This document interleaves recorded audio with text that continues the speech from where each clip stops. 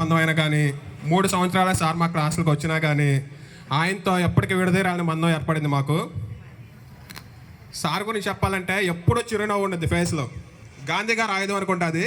మరి గాంధీ గారు నవ్వటం నేను పటాల్లో చూసుంటాను, మా సార్ నవ్వటం మాత్రం లైవ్లో చూశాను నేను. చిరునవ్వు చెరగని మాట పెరగదు. మాట పెరగడం అంటే కోపం. ఆయనకి ఎప్పుడు కోపం రాదు. ఈ 3 సంవత్సరాల్లో ఆయన మా మీద కోపడింది కూడా ఎప్పుడూ లేదు. చాలా టీచర్స్ కోపడుతుంటారు, అంటే నేను ఎవరిని విమర్శించట్లేదు సార్, మా సార్ యొక్క చెప్పడానికే చెప్తున్నాను. ఆయనకి ఎప్పుడు కోపం, అసలు కోపమే తెలియదు. ఎప్పుడు నవ్వుతా చిరునవ్వుని ఆయుధంగా చేసుకొని ఆయన ముందుకు సాగుతూ ఉంటారు. ఆ నవ్వు వల్లే విద్యార్థుల మైండ్ కూడా మారిపోద్ది. ఎంత అల్లరి చేసినా కానీ క్లాసులో మేము ఆయన చిన్న చిరునవ్వుతో మమ్మల్ని అందరిని ఆయన వైపు తిప్పుకుంటారు. ఇలాంటి గొప్ప వ్యక్తి గురించి ఇంతమంది గొప్ప వాళ్ళ ముందు గొప్పగా చెప్పే గొప్ప అవకాశం నాకు రావటం చాలా గొప్పగా భావిస్తున్నాను, గర్వపడుతున్నాను. గొప్ప అన్నానని చెప్పి గొప్పలు చెప్తున్నాను అనుకోవద్దు. గొప్ప వ్యక్తిత్వం కలిగిన వ్యక్తి కాబట్టి ఆయన గురించి చెప్తున్నాను. ఆయన గురించి చెప్పాలంటే క్లాస్లో సంఘటనలు కొన్ని ఉన్నాయి. సార్కి ఒకరోజు క్లాస్ తీసుకుంటారు. సార్ ప్రతిసారి 2:00 క్లాస్ ఉంది సార్ది. ఆ క్లాస్కి రోజు ఆయన వస్తారు, మాకన్నా ముందే వస్తారు. అంటే మేము ఫ్లోర్లో మారటం, రూమ్లో మారటం వల్ల వేరే క్లాస్కి వెళ్ళి మళ్ళీ క్లాస్కి వస్తుండేవాళ్ళం. సార్ మాత్రం మాకన్నా ఒక 5 minutes ముందే మా క్లాస్లో కూర్చొని ఉండేవాళ్ళు. Yeah, now I take this opportunity to invite Dr. Illa Ravi Garu, who is acting as principal for Government Degree College, Mayalapuram.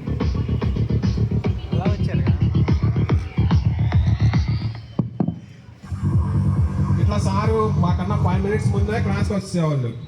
క్లాస్కి వచ్చి ఒకరోజు సార్ కూర్చొని ఉన్నారు. మేమందరం టెన్షన్ పడతా రికార్డ్ రాస్తూ ఉన్నాం, రికార్డ్ వర్క్ చేస్తున్నాం. ఎందుకు రికార్డ్ వర్క్ చేస్తా టెన్షన్ పడుతున్నాం అన్నది మాకు తెలుసు, కానీ సార్కి తెలియదు. సార్ వచ్చి ఏంట్రా టెన్షన్గా ఉన్నారు, క్లాస్ అంతా ఏదో ఇబ్బంది పడుతున్నట్టున్నారు, ఏంట్రా ప్రాబ్లం అన్నారు.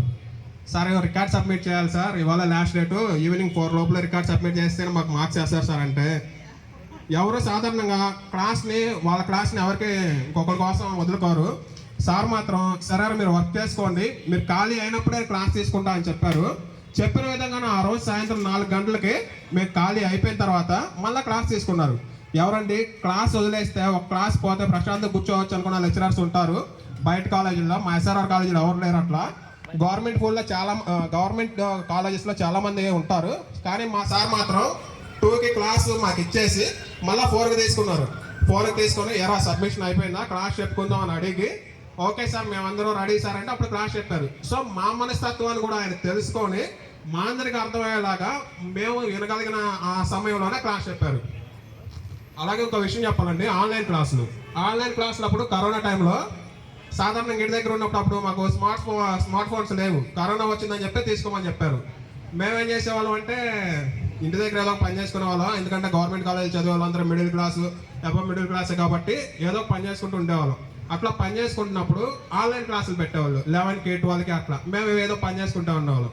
కానీ సార్ ఫోన్ చేసి ఏంట్రా క్లాస్ అటెండ్ అవ్వట్లేదు అని చెప్పి అడిగారు. ఒక 4-5 members తప్ప ఎవరు అటెండ్ అవ్వట్లేదు క్లాస్కి. అడిగితే సార్ ఇట్లా వర్క్ చేస్తున్నాను సార్, బయటకు వెళ్తున్నాము, కొంచెం కష్టం అయిపోయింది సార్, ఫోన్లో అవి కొనుక్కోవాలి కదా సార్ అంటే, సార్ చెప్పారు సరే మీకు ఏ టైంలో కన్వీనియంట్గా ఉంటే ఆ టైంలో నేను క్లాస్ తీసుకుంటా, మీరు ఒక టైం చెప్పండి రా అన్నారు. సార్ నైట్ 6-7కి అయితే మేము అందరం ఫ్రీ అయిపోతాం సార్, 7 నుంచి 8 వరకు అంటే ఆ టైం ఆయన కేటాయించి ఆయన శ్రమ అనుకోకుండా 7 నుంచి 9 వరకు మాకు ఆన్లైన్ క్లాసులు చెప్పేవాళ్ళు. అట్లా అని చెప్పి మేము అటెండ్ అవ్వట్లేదని ఆయన క్లాస్ ఏదో పైన చెప్పుకుంటూ వెళ్ళిపోయేవాళ్ళు కాదు. చెప్పిన టాపిక్నే చెప్పి మళ్ళీ మాకు రిపీట్ చేసి అర్థమయ్యేంత వరకు కూడా చెప్పేవాళ్ళు. క్లాస్లో ఎవరి స్టైల్ వాళ్ళకు ఉండేది లెక్చరర్స్కి, అంటే ఒక్కొక్కరు ఒక్కొక్క మెథడ్లో చెప్తారు. సార్ ఏంటంటే ముందు క్లాస్ చెప్పేటప్పుడు ఎవరెవరు చూస్తున్నారా లేదనేది ఆయనకు అర్థమైపోయినప్పుడు ఎవరైనా వింటలేదు అనుకుంటే వాడిని లేపుతారు. లేపి నేను చెప్పిన టాపిక్ చెప్పరా అంటారు, లేదంటే ఆ సార్ చెప్పిన వాడు చెప్పమంటారు. ఎక్కువ నన్ను అడిగేవాళ్ళు. అలా అడిగినప్పుడు కనుక మనం చెప్పలేకపోతే వాడితోనే క్లాస్ చెప్పించేవాళ్ళు. సార్ మాకు ఎక్స్ప్లెయిన్ చేసి మళ్ళీ వాడికి అర్థమైన తర్వాత కూడా అర్థమయ్యే వరకు చెప్పేవాళ్ళు. అర్థమయ్యాక సార్ లాగా క్లాస్ వాడే చెప్పాలి, అట్లా చెప్పేవాళ్ళు. ఎక్కువ నన్ను ఇంకా జయంత్ అని ఇలా కొంతమంది ఉన్నారు స్టూడెంట్స్, మమ్మల్ని పిలిచి క్లాస్లో లేపడిగేవాళ్ళు.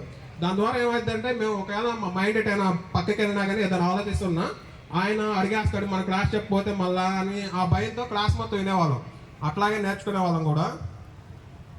ఇంకో విషయం చెప్పాలి, ప్రాక్టికల్స్ జరుగుతున్నాయి. నేను ఒక 2 days లీవ్ కావాలి. సాధారణంగా సార్కి ఫోన్ చేయాలంటే అందరూ భయపడుతుంటారు, కానీ మేము అట్లా భయపడే వాళ్ళం కాదు. ఎందుకంటే మా ఆయనకి ఆ సార్కి మాకున్న అనుబంధం అట్లాంటిది. చాలామంది సార్లు కూడా చెప్పారు సార్ జ్యూయల్గా చాలా క్లోజ్గా ఫ్రెండ్షిప్గా ఉంటారని. మాకు సార్లో కాకుండా ఫ్రెండ్గానే ఉంటారు సారు. అందుకే ఈరోజు వచ్చి ఆయన గురించి ఇంత స్టేజ్ మీద ఎక్కి చెప్పగలుగుతున్నాం అంటే ఆయన మాకు ఇచ్చిన చనువే అది. ఆ రోజు ఏం చేశానంటే ఫోన్ చేశాను, సార్ తీయలేదు. సాధారణ కాల్ బ్యాక్ ఎవరు చేయరు, కాల్ చేసినప్పుడు ఇద్దరు సాధారణంగా లెక్చరర్స్.